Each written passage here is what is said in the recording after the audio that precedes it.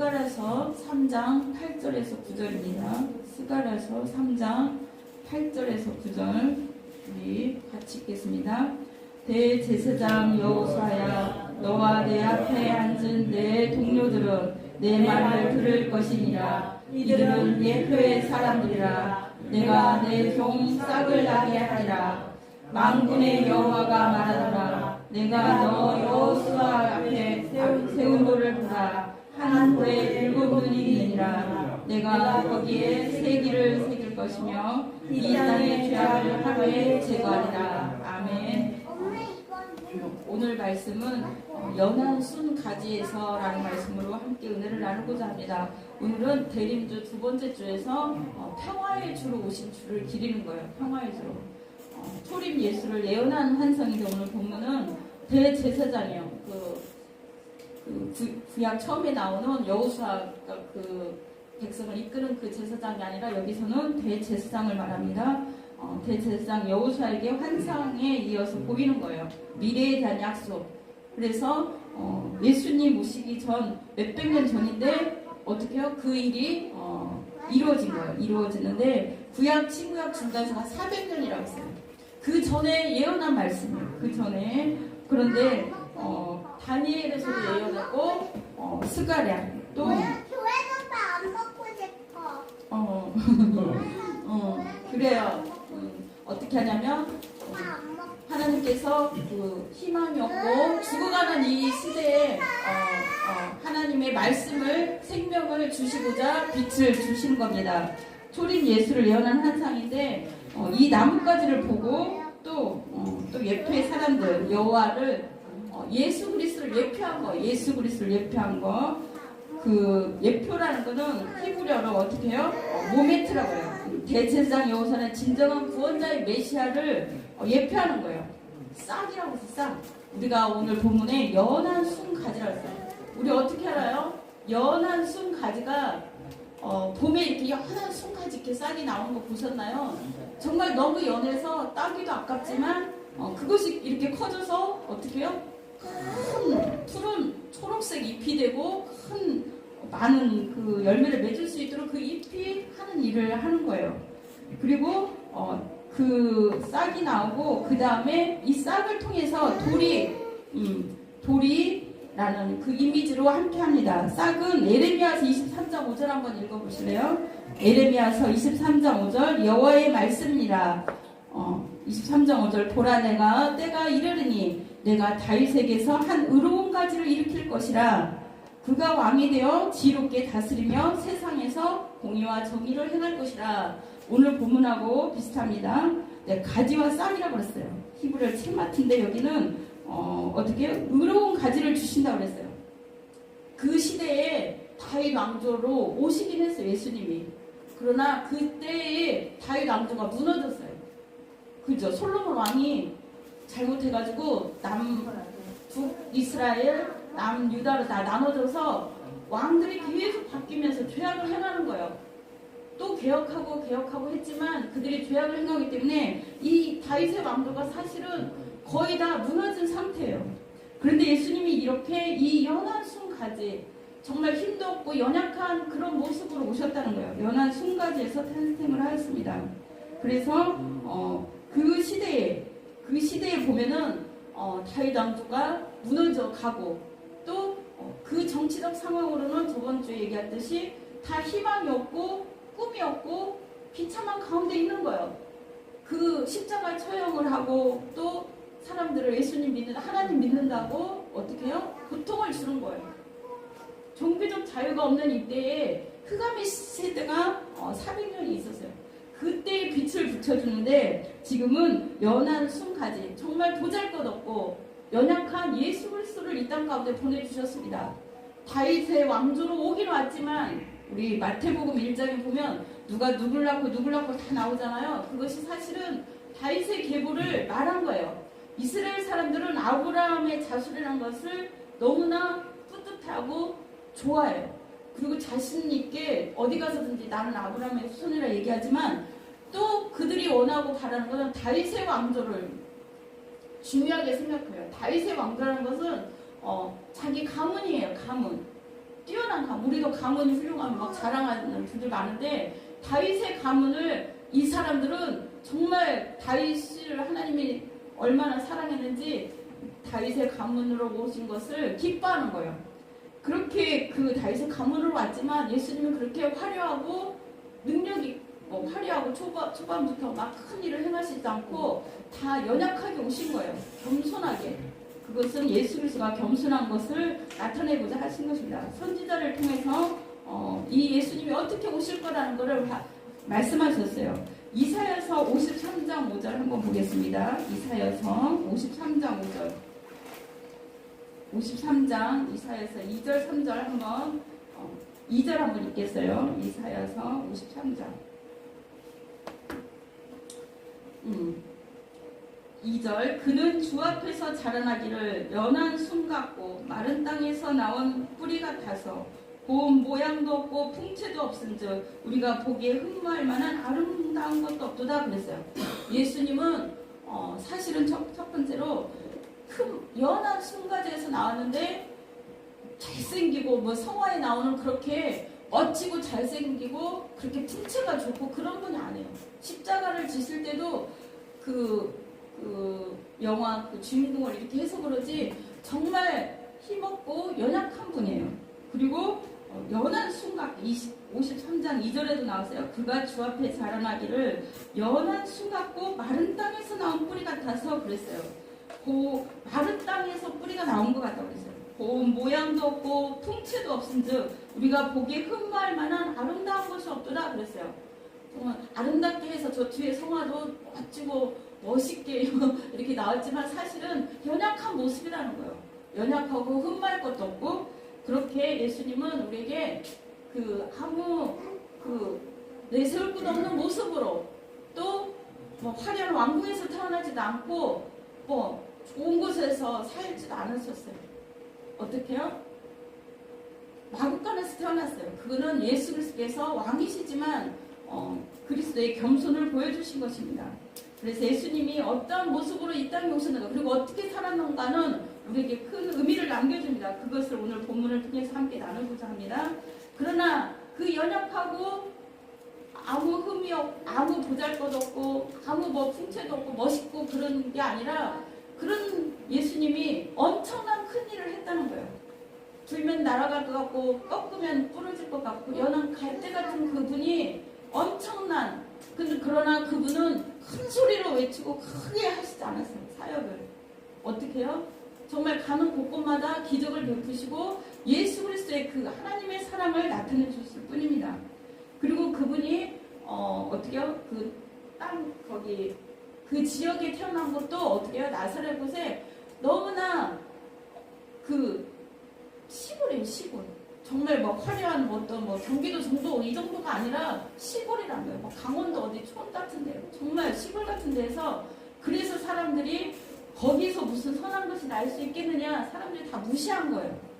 다 무시하고 하나님 예수 그리스도 그리고 그들은 정치적 유대인들은 정치적 메시아 정말 다윗의 왕으로 이렇게 왕의 큰 정치 이 나라를 다스릴 왕으로 오실 것을 믿었기 때문에 지금도 저번에 말씀드린 것처럼 예수 그리스도 초림 예수를 받아들이지 않는 거예요. 어떻게 그런 모습으로 오실 수 있어? 어떻게? 이 예언이 다 이렇게 되어 있는데도 받아들이지 않는 것입니다. 그러나 예수님은 겸손하게 오셨어요. 우리가 해야 될 것은 예수님이 화려하게 그 일을 감당한 게 아니고 또 몫으로 정말 그 30년 동안 아무 일도 하지 않으셨어요. 30년 동안 그저 섬기고 교회 그 회당에 가서 공부하고 가르치고 이렇게 큰 일을 많이 사역을 하시지 않았어요. 예수님은 그렇게 조용하게 자기 그 일을 감당을 하였습니다. 그리고 그분은 십자가에 돌아가실 때도 3절 보겠습니다. 53장 3절 이사야.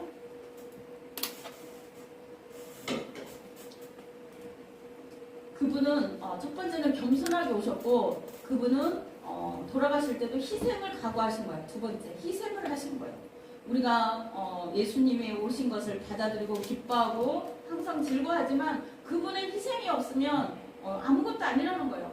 그분의 그 하신 일이, 그는 멸시를 받아 사람들에게 버림을 받았으며, 3절에 이사야 53장, 강고를 많이 겪었으며 질고를 아는 자라.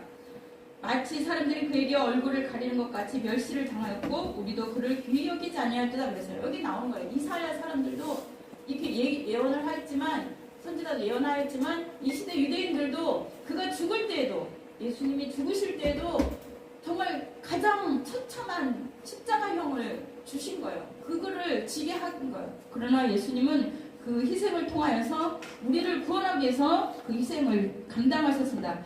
그는 실로 우리의 질고를 지고 우리의 슬픔을 당하였거늘 우리는 생각하기는 그가 징벌을 받아 하나님께 맞으며 고난을 받는다, 이렇게 당한다, 이렇게 말하는 거예요. 그 유대 사람들은 특히나 더 그랬어요. 저가 자기를 유대인의 왕이라고 하였지 저를 십자가에 못 박으라 하면서 어떻게 해요? 그를 당연한 듯이 십자가 처형을 한 거예요. 사람들은 우리는 그 누구도 어떻게 해요? 이 십자가는 일반 그냥 죽이는 거하고 달라요. 얼마나 고통이고 얼마나 창피하고 얼마나 부끄러운 사연인지 몰라요. 그 성화에 또 얘기하다 보면 예수님 십자가 이렇게 다 걸치고 이렇게 한 모습이 있지만, 예수님은 어떻게 해요? 그렇게 화려하게 다 가신 게 아니에요. 다 찢기고 피 흘리고 다 수치와 조롱과 이거를 희생을 한 거예요. 우리를 위해서.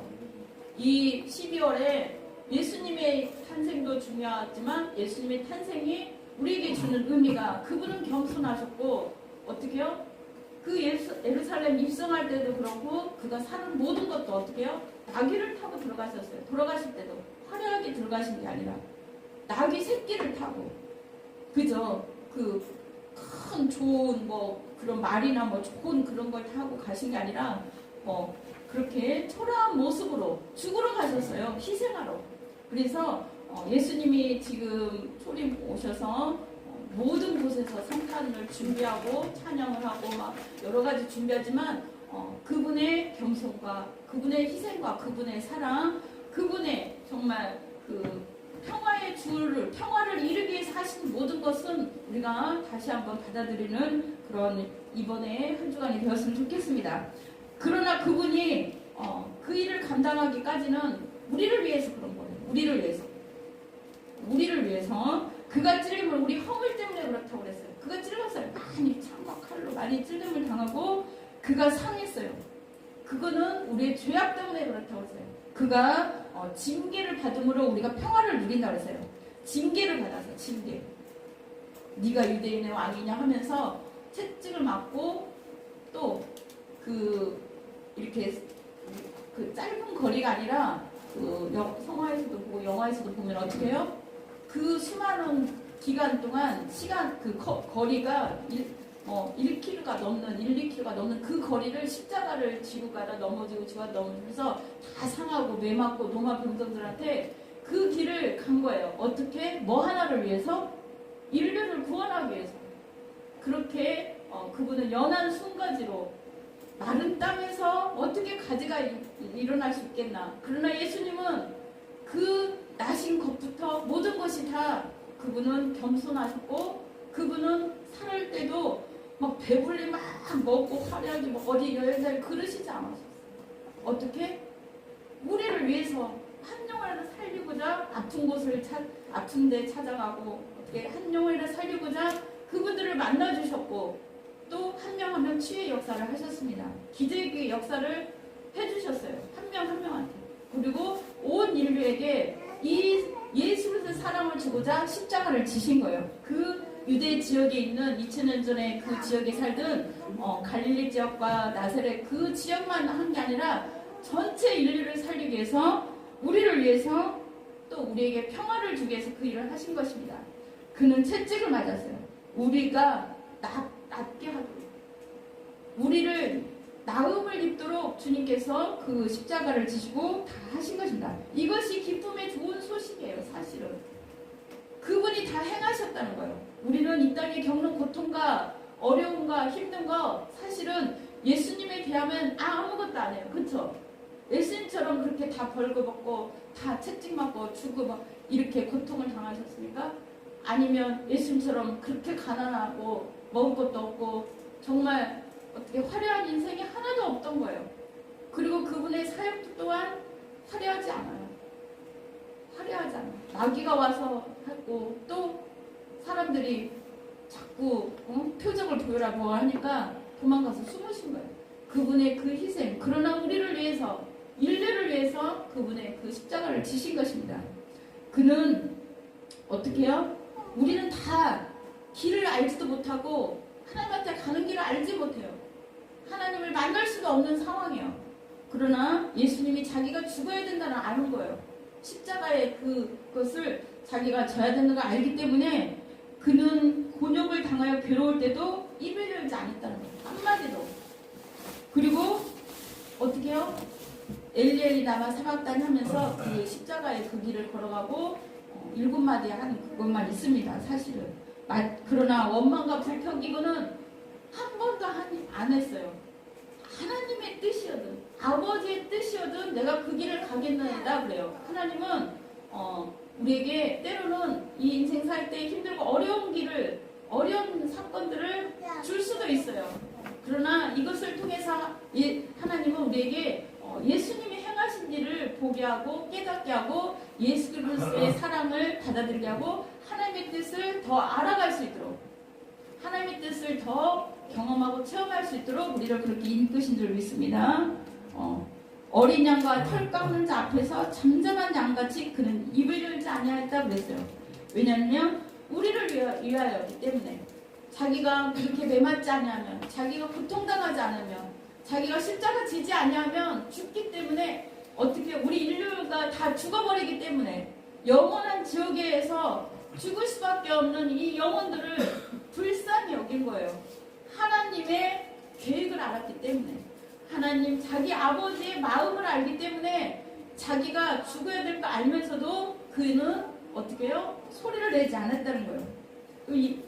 온 인류의 구원은 사실은 예수 그리스도의 그 한 분의 죄 없고 아무 흠도 없는 그분이 그 일을 행하셨기 때문에 우리가 그렇게 지금 이렇게 우리가 와서 예배를 드릴 수 있고 자유함을 누릴 수 있고 또 기뻐하고 행복하고 정말 다시 오실 주님을 우리는 맞이할 수 있는 거예요. 그는 곤욕과 신문을 당하고 끌려갔으나 이 세대 중에 누가 생각하기를 그가 살아있는 자의 땅에서 끊어지면 마땅히 형벌받을 내 백성 형물 때문이라 그랬어요. 어떻게 해요? 우리는 그렇게 할 수 있습니까? 어떻게 그렇게 내 죄도 우리도 잘 감당하기 힘든데 우리가 누구 자녀나 다른 사람을 위해서 그렇게 대신 죽어줄 수 있냐고요. 그게 힘들어요. 사실은. 그러나 예수님은 하나님과 인간 사이에 그 자기만이 십자가를 져야만이 이 평화를 누리게 돼요. 이 화평의 관계를 이루기 위해서 자기가 희생이 되신 거예요. 그분. 그래서 세 번째는 평화의 주로 오신 거예요. 평화의 주. 두 번째 촛불을 밝히는 것은 사실은 평화의 주. 이 인류는 사실은 평화가 없어요. 온 사회나 온 나라나 서로 자기 나라나 자기 가진 거 이걸 더 크게 하려고, 더 채우려고, 인간의 욕심이 끝이 없기 때문에 다스리려고 누군가를 자기 수하에 와서 어떻게 해요? 이 일을 하게 하려고, 더 많이 가지려고, 자기 것을 소유하려고 더 그런 거예요. 그 나라를 통치하고 전 세계를 통치하고자. 그 시대에도 그랬어요. 그래서 예수님은 어떻게 해요? 연한 순 같은 모습이었지만 엄청나게 큰 것을 인류에게 준 거예요. 온 인류에게. 그 유럽 시대 그쪽에도 얼마나 전쟁과 고통과 있었습니까? 십자군 전쟁으로 얼마나 또 많은 사람들이 죽었어요. 그 모든 것들 속에 수많은 사람들이 죽어서 어떻게 해요? 그 그리스도를 만난 사람도 있겠지만 아직도 못 만난 사람도 있습니다. 그것은 어떻게 우리가 하나님 앞에 더욱더 간절히 기도함으로 말미암아 그리스도가 이루신 그 일을 우리로 하여금 하게 만드는 거예요. 연한 순 같으나 우리로 하여금 그 일을 하게 만듭니다. 사실은 어떻게 해요? 저기 중국에 사막이 다 돼가지고 요즘은 모래바람이 좀 불러오는데 거기 다 사막과 같은 메마른 땅이에요. 예수님도 그렇게 그 시대에도 그렇고 그가 태어날 때도 그가 산 인생도 사막과 같아요. 아무것도 없는 것 같아요. 그러나 지금 온 인류를 보면 예수 그리스도를 영접하고 예수 그리스도를 받아들이는 모든 나라마다 살아난 거예요. 되살아난 거예요. 되살아나서 그 많은 영혼들을 살린 거예요. 우리는 우리에게 하나님이 원하는 게 있어요. 우리도 작아요. 우리도 작고 교회도 작고 우리의 사업도 작고 모든 건 다 작지만 하나님께서는 우리를 통해서 예수님처럼 큰 일을 하기를 원하십니다. 각자 있는 곳에서 예수님은 크게 소리하지 않았어요. 예수님은 기도하셨어요. 예수님은 그 일을 감당하기 위해서 하나님의 뜻을 이루기 위해서 늘 깨어서 기도하고 순수하게 순적히 순종하신 거예요. 하나님 앞에 순종하신 거예요. 이 세상도 마른 사막과 같아요.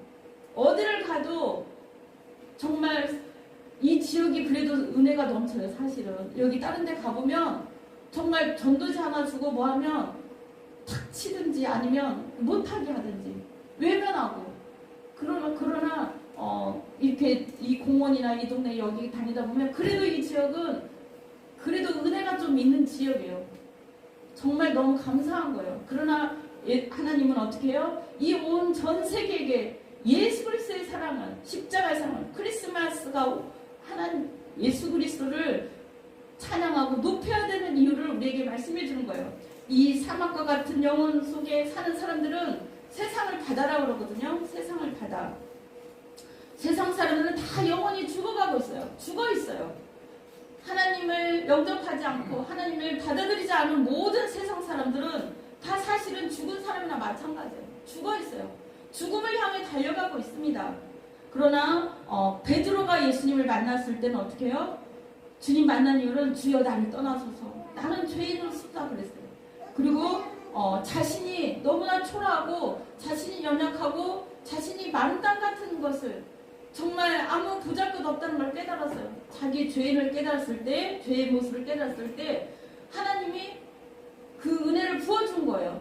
그래서 예수님을 통하여서 정말 베드로에게 손을 내밀고 이리 오라고 한 거예요. 이리 오라고. 또 사도 바울도 똑같아요. 마찬가지 경험을 한 거예요. 우리 사도 바울도 어떻게 해요? 힘들고 정말 기세 등등하고 잘 나가고 그 사람은 화려했어요. 인생이 엄청 잘 나가는 사람이었어요. 그러나 하나님이 그를 계획하신 거예요. 예수님을 만나도록. 그래서 예수님을 만난 뒤로 그는 완전히 바뀌었습니다. 완전히 하나님의 사람으로, 예수 그리스도의 사람으로 바뀐 거예요. 주님은 오늘도 우리에게 말씀하는 거예요. 성도 중에 지극히 작은, 바울은 그렇게 고백했습니다. 나는 성도 중에 지극히 작은 자라고. 여러분들은 얼마나 큽니까? 제가 보기엔 저는 제일 약하고 제일 연약한 것 같아요. 그런데 하나님은 택하신 거예요. 여러분 한 분 한 분을, 저와 여러분 한 분 한 분을 택해서 예수님처럼 어떻게 해요? 연약하고 쓰러져 갖고 아무 힘도 없는 것 같으나 내가 너를 통해서 일을 하라. 내가 너를 통해서 생수의 강이 흐르게 하리라. 내가 너를 통해서 복음을 전파하게 하리라. 이렇게 택한 거예요. 여러분들 한 분 한 분을. 그래서 마른 땅에 가지가 나오는 것이 아니라 그 가지가 어떻게 해요? 꺾이지 아니하고 하나님 앞에 귀하게 쓰임받는 것입니다. 하나님의 그 재료로, 성전 건축 재료로, 하나님 나라의 의의 가지로 쓰임받는 거예요. 예수님처럼. 우리 모두는 하나님이 마른 땅에서 불렀어요. 마른 땅이랄 때는 예수님이 없을 때예요. 우리가 그 시편 1편에도 계절을 쫓아서 어떻게 해요? 하나님을 사랑하고 말씀을 사랑하는 자는 그에게 생명이 부어지는 거예요. 그래서 계절을 쫓아서 시절을 12과일을 맺는다고 그랬어요. 풍성한 과일을. 이 마른 땅의 가지는요, 연한 순 하나 내려면은 물이 없으면 안 돼요. 이 생명수가 있어야 돼요. 그 생명수는 사실은 이 시대에는 교회를 말합니다.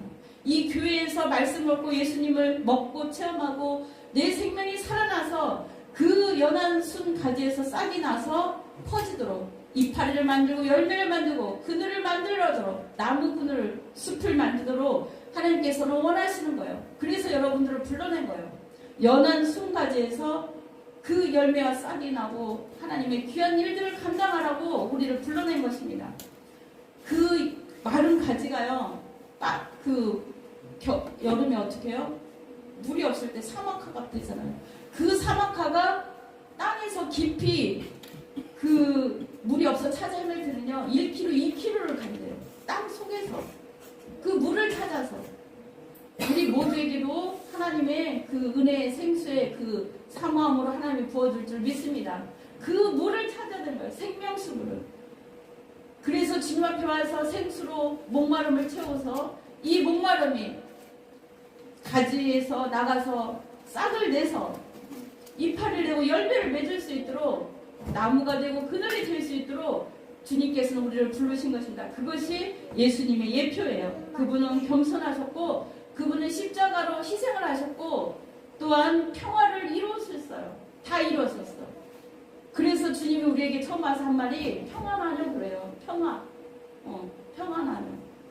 지금 우리에게 주는 주님의 말씀은 우리 모두가 생명수를 받아 먹으로 말미암아 교회를 통해서 이 교회를 통해서 생명수가 흘러 넘치길 바라요. 믿지 않는 많은 사람들에게, 예수님을 모르는 많은 사람들에게 이 이사야 선지자가 전했던 이 순한 가지, 오늘 본문 또 쭉 이어보면은 스가랴서 한번 보겠습니다. 3장 8절 9절 읽겠습니다. 9절 같이 읽겠습니다. 만군의 여호와가 말하노라 내가 너 여호수아 앞에 세운 돌을 보라. 한 돌에 7눈이 있느니라. 내가 거기에 새길 것을 새기며 이 땅의 죄악을 하루에 제거하리라. 그렇습니다. 이것 또한 예언의 말씀이에요. 이거는 예수님을 예표한 돌, 모퉁이 돌이 됐다고 그랬잖아요. 건축자의 버린 돌이 모퉁이 돌이 됐다고 했는데, 근데 이 돌은 뒤에 쭉 가면 또 세운 돌을 보라. 이 한 돌에 7눈이 있느라 보면 그 다니엘서 2장 34절 보면은 어떻게 해요? 다니엘이 환상을 봅니다.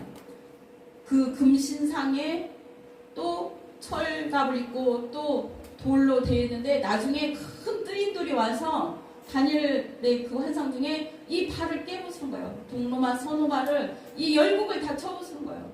그것은 앞으로 그 시대에 있을 알렉산더 대왕부터 그때 그 중세 시대에 있을 그것을 예언도 하였지만 또 뜨인 돌은 앞으로 하나님의 그 예수 그리스도를 보내서 하실 큰 일을 말씀하는 것입니다.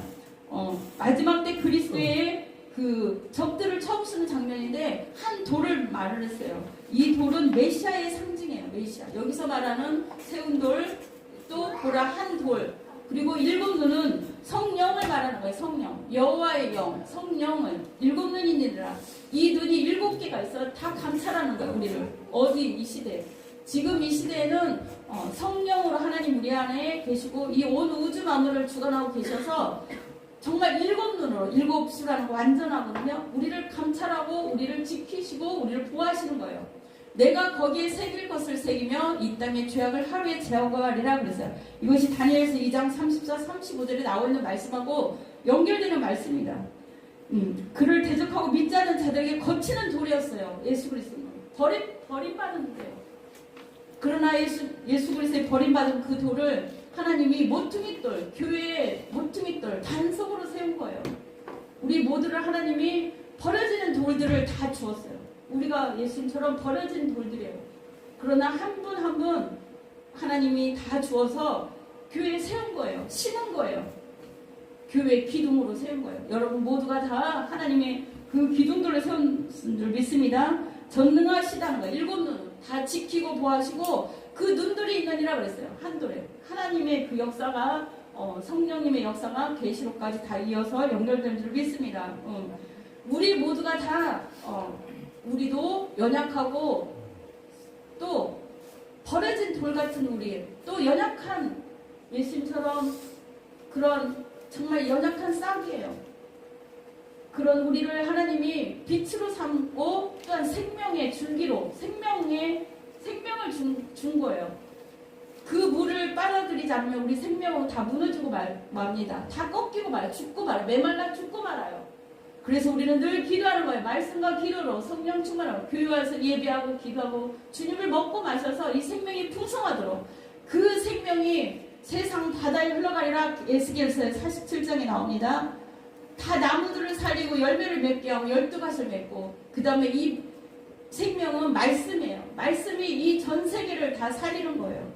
여러분들 우리 한 분 한 분은 연한 가지지만 예수님 닮은 연한 가지지만 아무 보잘것없고 쓰러지고 넘어질 거지만 예수님 손에 붙들면 하나님 손에 붙들면 우리는 하나님이 귀하게 쓰임받는 생명의 그 줄기가 되는 거예요. 생명줄. 이 줄기가 흐르고 이 바닷물로 흐르고 세상 바다로 흘러서 다른 영혼들을 살리는 일에 쓰임받기를 바라는 거예요. 예수님도 그 일을 행하셨습니다.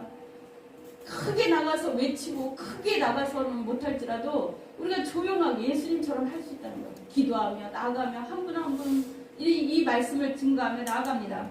예수님 그렇게 우리가 있는 곳에서 생명수의 강을 흘려보내길 바라는 거예요. 그것이 생명의 줄이요 빛이요 또 예수께서 연한 싹가지요 예수님의 그 돌과 같은 우리의 사명이 있는 줄 믿습니다. 그 사명을 감당하게 하고자 주님이 매번 맞이하는 이 크리스마스에 이 빛을 비추는 거예요. 우리로 하여금 이 생명이 흐를 수 있도록 우리를 통하여 우리 입을 통하여 우리 몸과 마음과 행동을 통하여 그리스도의 은혜와 사랑이 이 평화의 씨를 뿌리라는 거예요. 평화. 예수님이 겸손하셨던 것처럼 예수님이 희생을 했던 것처럼 예수님이 평화를 이끌었던 것처럼 우리도 그렇게 하나님 앞에 그 일을 감당하라고 우리를 세운 줄 믿습니다. 우리 잠깐 기도하겠습니다. 하나님 우리를 통해서 그 일을 행하셨는데 하나님 우리를 통하여 그 예수님처럼 그 닮은 일을 우리 잘 감당할 수 있게 해달라고 아버지 하나님 우리에게 성령으로 더욱더 기름 부어주시고 예수님을 바로 알아갈 수 있도록 기도하겠습니다. 할렐루야. 하나님 감사합니다. 아버지 하나님 참으로 이 세상 바다와 같은 세상 험하고 아버지 하나님이여 참으로 세상은 어둡고 영적 누인이 뜨이지 못해서 예수님을 받아들이지도 못하고 이렇게 죄악 가운데 살고 있습니다. 아버지 하나님 그러나 참으로 이사야 선지자를 통하여 스가랴 선지자를 통하여 또 아버지 많은 선지자를 통하여 예레미야 선지자를 통하여 말씀하셨습니다. 이 땅 가운데 아버지 연한 순가지로 올 것인데 그 순가지가 아버지 싹이 나서 이 온 인류를 구원할 것이고 마지막에는 뜨인 돌이 되어서 전 세계를 심판할 것이라고 아버지 하나님 말씀하셨습니다. 아버지 하나님 우리가 진정한 구원자 예수 그리스도를 만나게 하여 주시옵시고 이 예수 그리스도를 겸손의 왕이요 희생의 제물이 되셨고 평화의 왕으로 오신 예수 그리스도를 우리가 닮게 하여 주시옵소서. 예수님이 그렇게 살았던 것처럼 우리의 삶 가운데도 겸손케 하여 주시옵시고 우리가 힘들고 어렵고 이 모든 것들이 우리를 겸손케 하는 그런 아버지 하나님의 계획이고 고난받는 이 어려움과 모든 것들도 주님을 알고 깨닫게 하는 것인 줄 믿습니다. 또한 아버지 우리에게 희생이 필요한 것을 알게 하시니 감사합니다. 우리의 희생을 통하여서 아버지 하나님 많은 영혼들이 구원되는 것을 예수 그리스도를 통해서 알았사오니 우리도 그런 예수 그리스도를 우리 몸에 마음에 생각에 아버지 하나님 접붙일 수 있도록 축복하여 주옵소서. 평화의 주로 오신 주여 고통이 있는 곳에 아버지 하나님 희망을 주시옵시고 아버지 하나님 아픔 있는 곳에 치유의 역사가 있게 하여 주시옵시고 문제가 있는 곳에 아버지 생명의 빛을 비춰서 아버지 하나님 문제가 해결되게 하여 주옵소서. 그 일에 우리를 쓰임받게 하시려고 2025년 아버지 하나님 우리에게도 아버지 성탄절을 준비하게 하시고 맞이하게 하시니 감사합니다.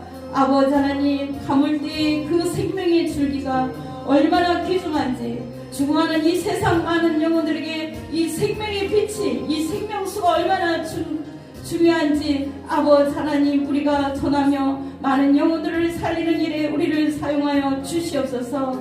아버지 세상은 어둡고 아직도 주님을 모르고 아직도 주님을 받아들이지 못한 자들이 너무도 많이 있습니다. 밝은 빛을 비춰 주시옵시고 우리를 통하여 어둠을 깨치고 우리가 십자가를 있는 곳에서 지고 그들에게 생명을 줄 수 있도록 우리를 사용하여 주시옵소서. 감사하며 예수님 이름으로 기도드렸습니다. 아멘.